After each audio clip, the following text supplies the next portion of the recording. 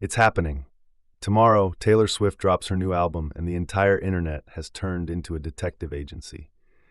Swifties are decoding cryptic clues, analyzing social media posts, and connecting a web of Easter eggs that have been hidden for months.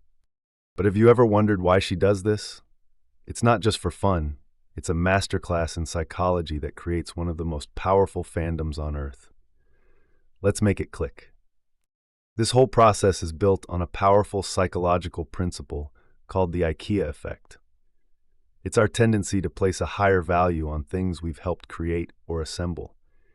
By making fans work to solve puzzles and find clues, Taylor isn't just giving them an album, she's making them feel like they are part of the story.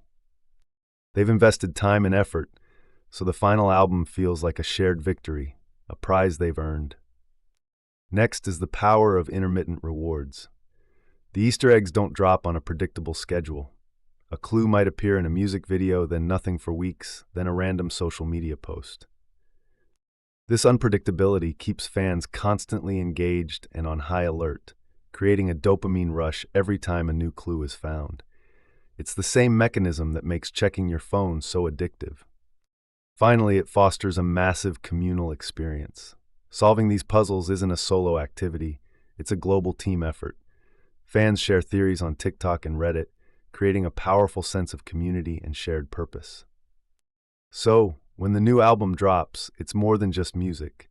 It's the finale of an interactive game she's been playing with millions of people.